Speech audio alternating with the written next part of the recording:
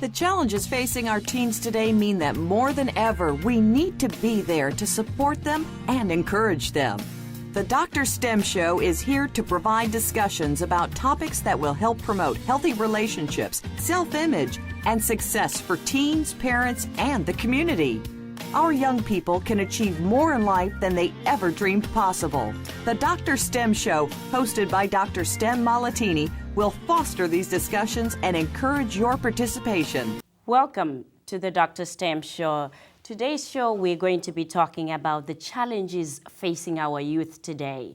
As you all know, we are all youth at heart. So I have a special guest with me that has great opinions that I'm hoping that they will inspire you, motivate you, empower or educate you, which is why we do have this show coming to you as a courtesy to the community to make sure that we know what challenges our teenagers are facing, as well as how we can start to help them, because they need a lot of assistance, they need a lot of help, and so do the parents. Today with me, I have Mark, and I couldn't pronounce his name for the life of me. So Mark, welcome to the show. Thank you for having me on the show. And you know what? I'm going to have you introduce yourself so that the people can know your last name as well as a little bit of background about who you are. Okay. Well, I am basically a freelance artist in Salem, and I do everything from skateboards to light switches to phone covers to paintings. And a lot of it has a lot of spiritual nature tied in with it. And basically I take spiritualism and turn it into art. Interesting. You will have an opportunity to see some of his art as we do the show today. We'll have some segments, some breaks that we'll do, and you'll be able to see some of the artwork that he does, which I think is quite exceptional.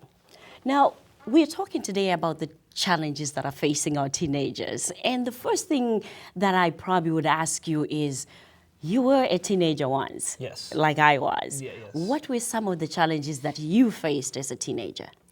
Well, growing up wise, I had a trouble with a car accident I had 27 stitches here, all the way to stitches here, 4 staples here. And basically going back, I was ridiculed by classmates, and people called me Frankenstein and other things, and people just kept asking me what happened to me. And I think this is very common for a lot of people, you know, going through troubled things. And, you know, through it, I took out a lot of my aggression through, you know, musical instruments of drums as well as painting. And that's kind of where I really got into art, and it really helped me get through a lot of the dark spaces in my life, you know. You know, I can't help it, but I'm still surprised at how much, you know, young people today don't have empathy or don't feel sorry for someone, because then there's a thin line between bullying and joking. And some kids might think they're just teasing you and just joking, and then it hurts you to the point where, you know, you were resorting to doing artwork and music, which means it hurts. It wasn't a joke anymore. No, it wasn't. But at the same time, you have to realize that these people that bully people, they are basically, you know, a lot of the problems happen at home. Yeah. So a lot of the result is that they're taking a lot of whatever they're getting at home out on these kids there. So a way that you can actually help these kids deal with it is to say, well, if you were in this person's shoes, how would you feel if this happened to you, you know? I have a saying, and it goes kind of like this, you know, treat people the way you would want to be treated. Yeah. Also, you know, also attract those people that you would want into your life. I mean, you attract everything into your life, let it be good or bad. But at the same time, these challenges that they may face may be there for personal growth. That they had to face this person or this thing in a way because it was part of a growth, you know? Now, one of the things that I've noticed is in the schools today, there's a lot of mixed cultures, you know, people from different cultures. Did you experience that when you were in high school, that you had students from different backgrounds and different cultures from you? I think definitely public schools have a lot more of those culturally based principles and just putting everyone all together in a melting pot, pretty much. But then again, also there is a kind of people branch each other off in different directions and different groups. I mean, like, you know, throughout high school, you have like certain areas, like you have the jocks, you have the outcasts, you have the pothead, you have all these different subcategories of people. But, you know, there's a reason why those subcategories exist. And the main thing is that it is the feel of rejection, you know, and joining into another group. You know, so it really is about the fact that these subcategories exist because of the outcasts that they were outcast into. But even the jocks are outcast from these people over here. So it's really the same thing. But they look at it as being different because of the ego. But this is all different divisions of these subcategories of these different archetypes that has been created. Are there any particular, I'm looking at, you know, the way that you were grouping the different groups, are there any particular groups that you can say parents worry about if their child is part of that group? Which ones? A lot of ones are the ones that are rebellious, the ones that tend to strike up, you know, questions and questioning their teachers and questioning authority, which I think those children are actually a lot more ahead of a lot of other children because they're not getting drawn into the construct that has been constructed around them. They're finding their own path. I think individuality is a very important key to an individual, but to be trapped in that individual concept and live out that concept of being that individual thing that you may play yourself out to be is not you. It's only an archetype that you are currently playing at that time being. The same as like a teacher. A teacher is an archetype, you know, and so is the principal. They're all different archetypes that people play roles in. So what you're saying is if I'm a teacher and I'm in the classroom and I have the students that, as a teacher, I'm thinking they're annoying because they're always questioning the way that I'm teaching. They're always questioning the book that they're reading or what we are doing in the classroom for that day. You are saying as a teacher, I should be more tolerant and know that, you know, this is their personality, their individualism, and how do I support that? Well, you'd have to stop being a teacher for a second and put yourself in the shoes of the student. Take away the archetype of what you hold. Break apart that and look at the fact that that student will eventually become your teacher. This has happened over time with a lot of spiritualism that the Buddhist monks would eventually become the student of the teacher and vice versa. So in a lot of ways, you know, it's the same with that. You know, these children that see a different path, they are the hope and promise of tomorrow. They are the key to fixing what is wrong with our world. Yet those are the ones that are told they're the blame, or they're the ones that are told, you know, you have an issue, you have ADD, you have dyslexia, you have all these things. And then for some reason, these things are flaws. But what about people like Malcolm X? What about people like, you know, Lincoln? What about people like all these different people that were like diplomats, that were like, you know, innovators, you know, people that were questioning everything, the philosophers, you know, you got like Marxism, you got communism, you got all these different things, you know.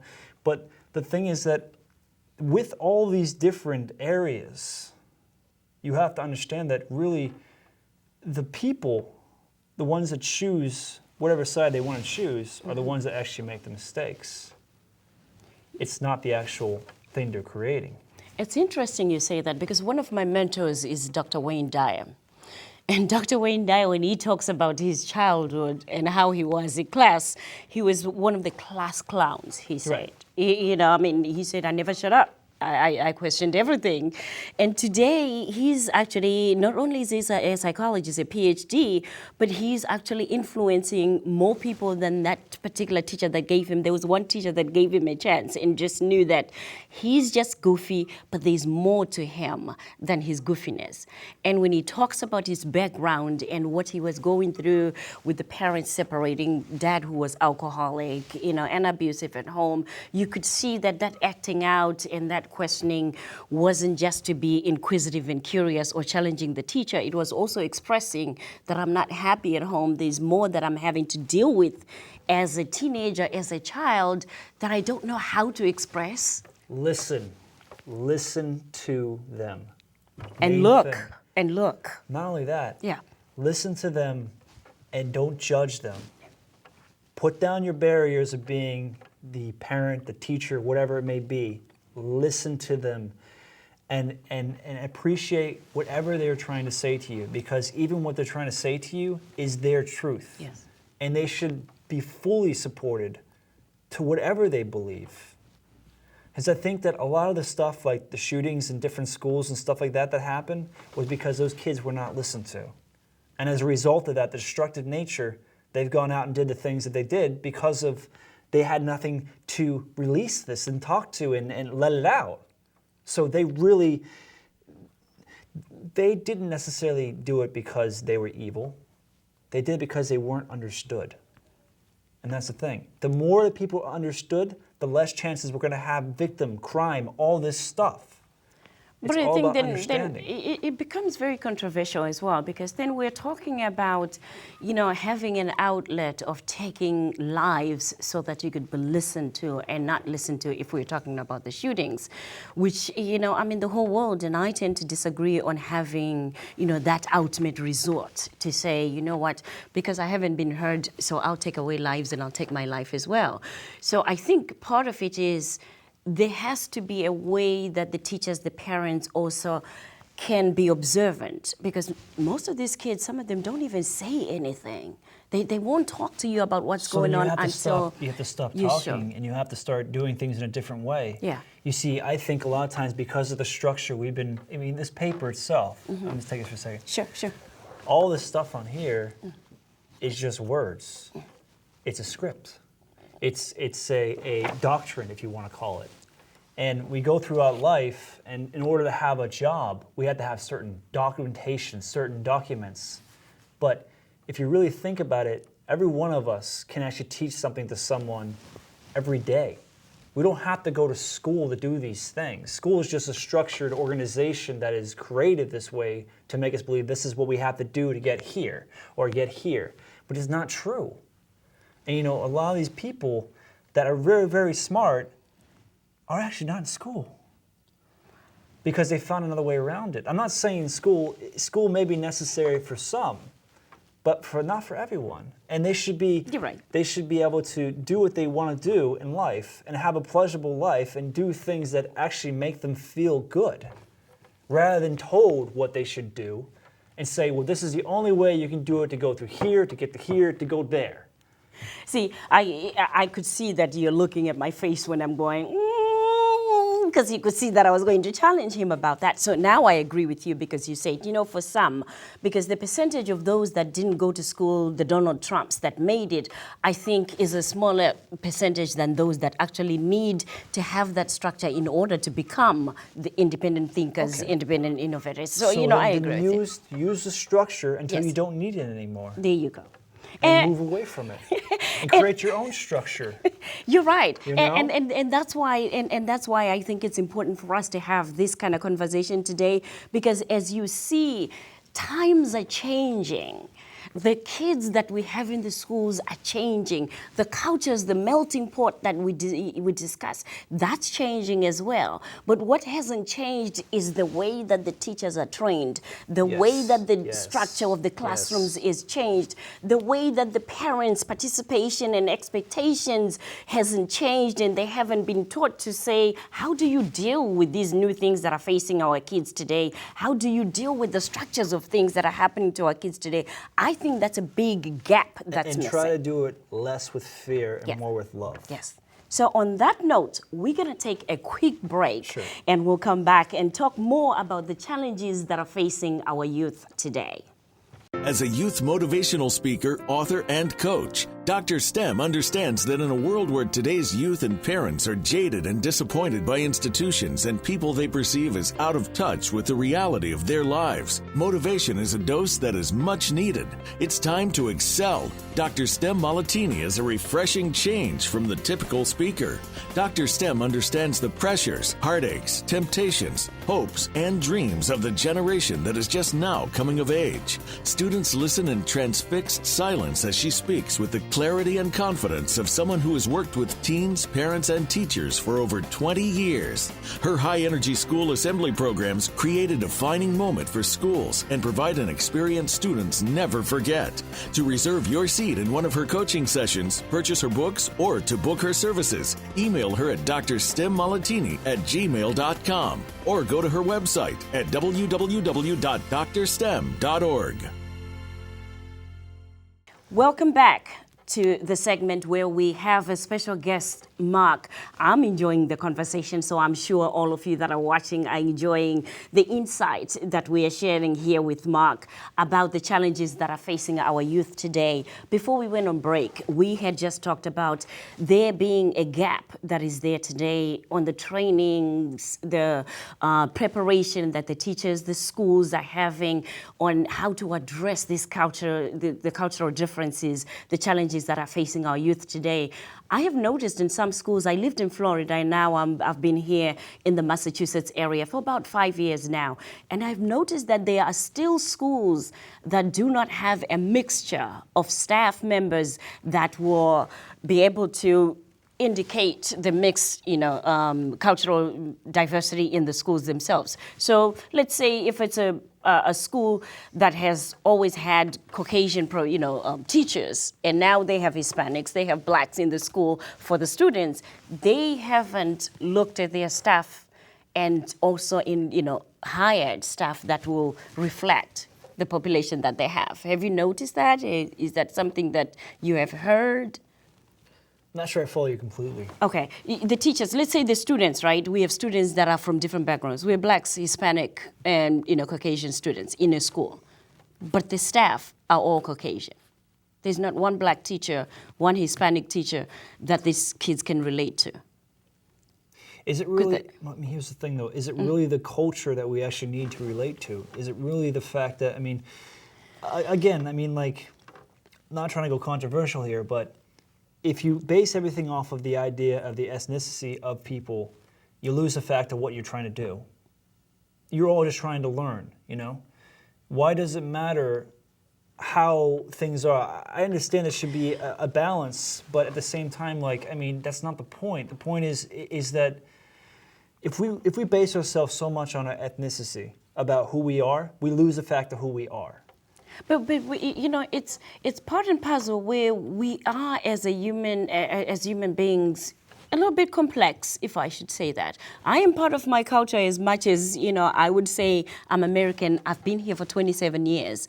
But what I do, the way that I do things and everything, part of it is, what I learned, from where I was raised and the people that have raised me. So what does that mean? It doesn't mean that if I am an African American and I have an African American teacher in the midst at the school, that I have totally conformed to, I'll only listen to that teacher and that's the only person that I'll learn from.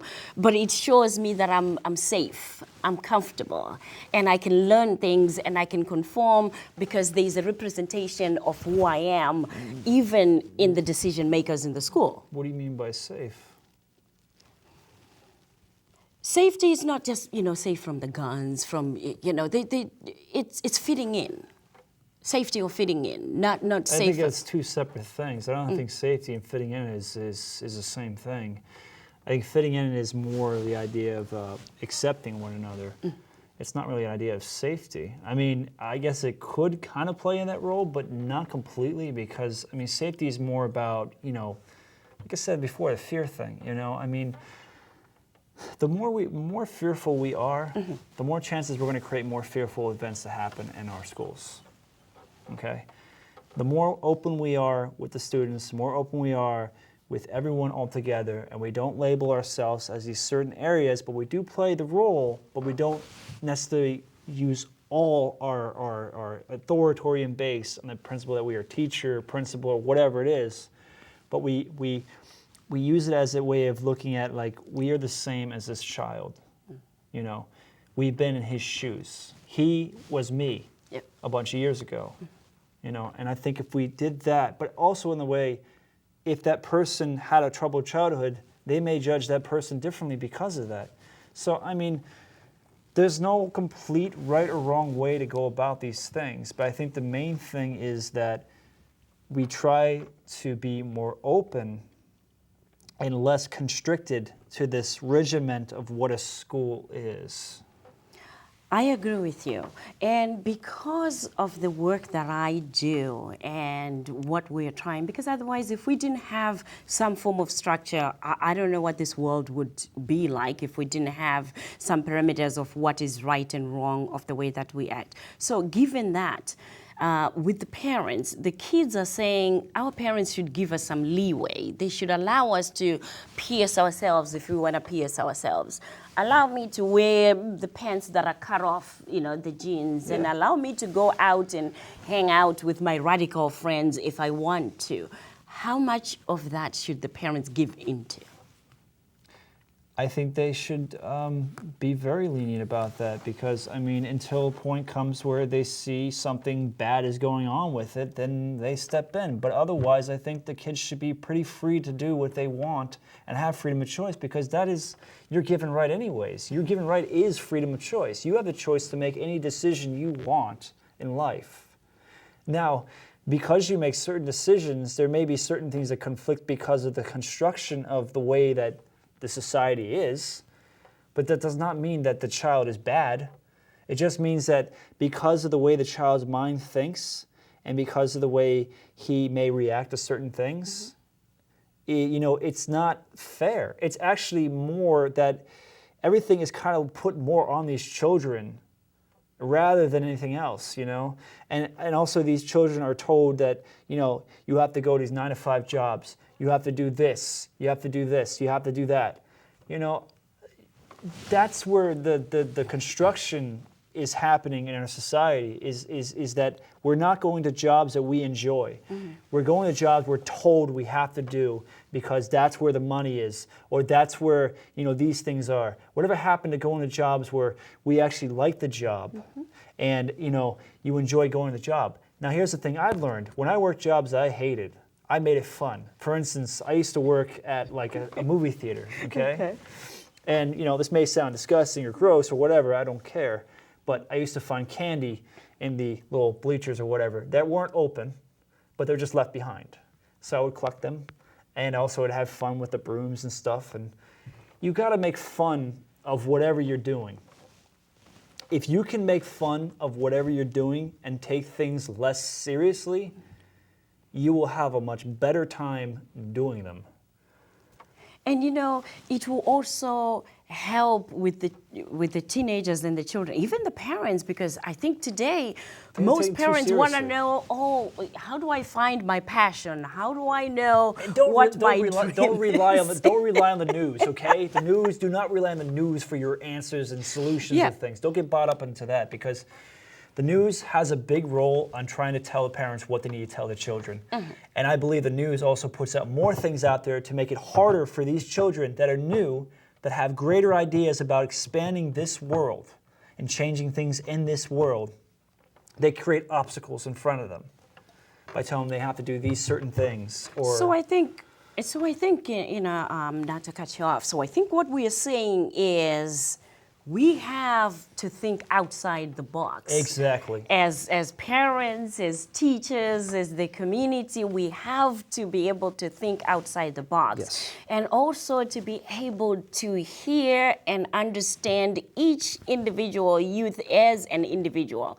Because at times when we box them in and make them as somebody else or the way that we used to be, then that's where the challenge comes and the struggle of parenting comes. Yes. Because we are putting them in an instance where I never said that to my mother, and I never did that when I was a child. The Right. times have changed. Exactly. The times have And changed. you see, that's the thing, is that like, because of the generation, and we tell our children not to do certain things that they may find enjoyable because we're looking at it from possibly our point of view as being a parent, we are conflicting on their own creativity.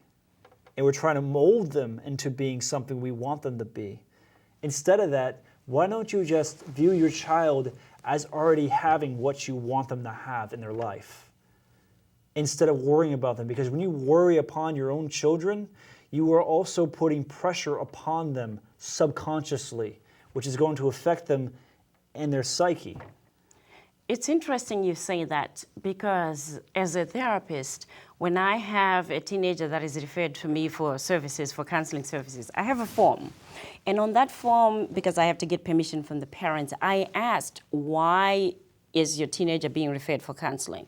And that page they will write, and write even at the back of it, of the things that, he does this and she does this, and they turn it over. And then right underneath that, I have what are their strengths. What is good about your teenager? Exactly. And You know? 90% of the time, that part is left blank. Because I don't know if it's because the parents are not noticing the good things that their teenagers are doing, or they are so upset at that point that they don't care about how good they are. I just want to focus on the bad. Because here's the other thing too as well, is that when you have these things where the parents attack the child like that, in those instances, then they relate to other things outside of them sources, such as magazines that tell them things about like what they should eat, what they should wear, what they should, buy into, or whatever they should do to be accepted into a group or whatever it may be. I say this, look within yourself and find what you find to be true to you and follow that. It's quite a conversation, because I think what needs to happen is for the parents to also have a conversation, just like the one that we're having here with your teenagers, where you can understand what it is that they're facing today, how you can help as a parent. Because I think, those times where, because I said so and I'm mom, and Right, because right. I said so I'm dad. That's the archetype. Those days are, fewer and minimal. So on that note, we're going to take another quick break, and we will be right back. Today, we are talking about the challenges that are facing our youth today.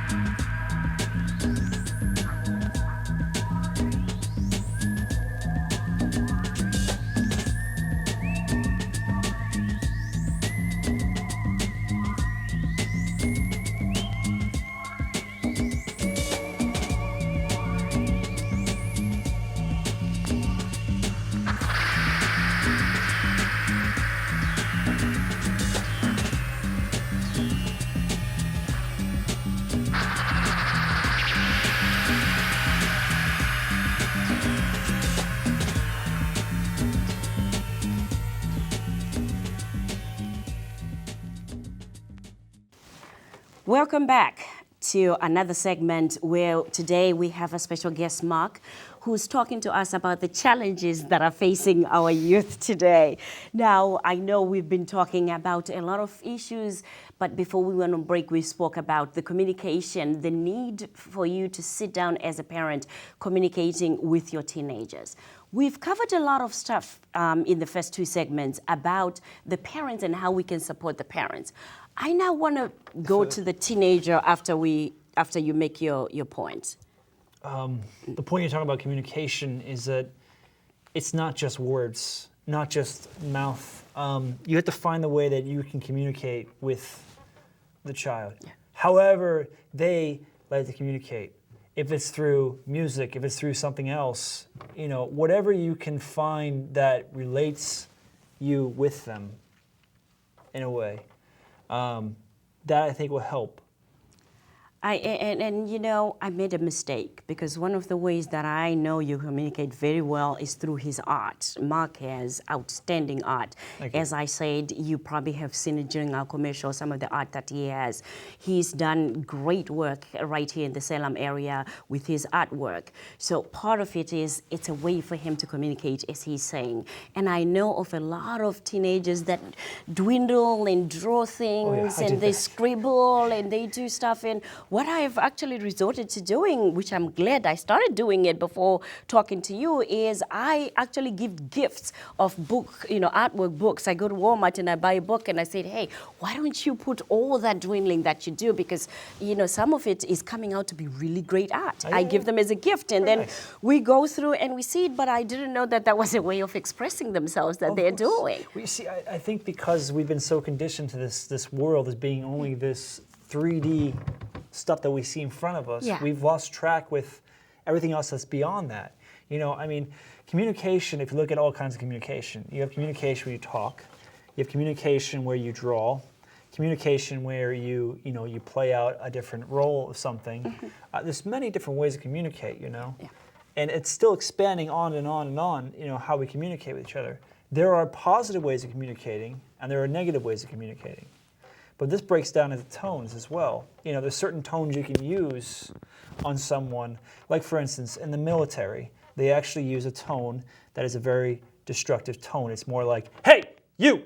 That is from the root of the chakra, which is the energy centers, and it actually breaks down a person. So literally, when you have this authoritarian-based principle of a teacher or parent or whatever it may be, they may carry that with them and use that upon their child to make control, to control. When they can't control that child, think at the real, you can't control anyone in this world. All you can do is try to give them other suggestions of things to do. They have to do it all themselves. You're right. So allow them to grow. Don't try to force them to grow. Talking about allowing them to grow, one of the things that I have noticed with parents is I have no idea if you know how smart your teenagers are. The kids that you're having today are way smarter, and I have proof to say this because I've been doing this work for years now, that you have smart kids out there that you're raising, that you're bearing, that I think as parents you haven't looked into it to say, I actually really do have a smart kid. Well, I also think they're really here to teach you what to do, not the other way around. See, I think everything's flipped around. I think that parents think they're supposed to be teaching these kids how to do things, but no. I think really the children are here to help the parents, not the other way around. Yeah. And I think that kids actually know what they're doing, and if people actually trusted them and what they're doing, even if it is the most outrageous, outlandish, craziest idea out there, think about Einstein. E equals mc squared, or landing on the moon. Even if it didn't happen or did happen, doesn't matter. The point is that all these people, they were called crazy, they were, but now we have like people talking on little phone things in their ears and look like they're talking to themselves already anyways. So, come on. Really. Who's Yeah. really crazy, you know? At the end of the day, we have to be open. We have to be open, and we have to see that, there are other ways of raising these kids that are beyond your imagination, because, as we said earlier on, you were not taught to raise, the kids that are growing up today. There are so many things that are facing today. On the other hand, as I said, the teenagers yourselves, every parent, I think, means well. Every Yeah, parent, of I course, think, of wants course, the best out course of they you. mean well. I mean, they're only going off what their parents have told them, and so it's not that the parents are doing the wrong thing. It's just the fact that what they're doing is they're just doing what they think is right, and it's the same with anything. It's the same with your government. It's the same with all these different organizations. They're only doing what they've been told from their parents. So you can't really get mad at these people. You can't really say they're to blame and this is the blame and this is the blame. That's the thing we got to stop doing. We got to stop using the blame game of everything and start taking responsibility for ourselves. Because seriously, I mean, if we don't take responsibility and listen to our children, then we're going to keep running the same programs we've been running, because we need these children to expand our horizon and to move things forward. That's why they're here. They're not here to be ridiculed or judged and say, you have ADD, you have dyslexia, you have this and this and this. Here, take a pill. Take another pill. Take a pill. Take a pill. And, the whole pill thing, I understand. there's food you can eat that does the same exact thing as taking a pill. Learn Yeah. about that, As a psychotherapist myself, as a therapist, one of the things that I want to make sure that I remind the audience out there is, yes, we are discussing our opinions here on the set today, but there will be children that actually do need the treatment that will require them to take pills, that will require them to be in counseling, that will require more services than just general talking to them. So I want to make sure that you understand that this is only an informational show, and it doesn't, dispute the fact that there are people that would need the treatment that is needed after evaluations from your physician or someone. Mark, we've had a great show. I wish we had the strike whole upon you day. somewhere there. I hit a soft spot right there. No, not really. It's not a soft spot, but I think also. well, let me explain to you why I think the pharmaceutical companies are wrong. Well, but we have to wrap up because my time is up. So that's another discussion for another day. But I just want to thank you for the openness that you hopefully planted a seed to the parents as well as the teenagers one more thing today. I have for you too as well. No matter how hard the odds are, there's always an even solution. No matter how hard the odds are, there's always a solution. Even solution. An even solution, so says Mark.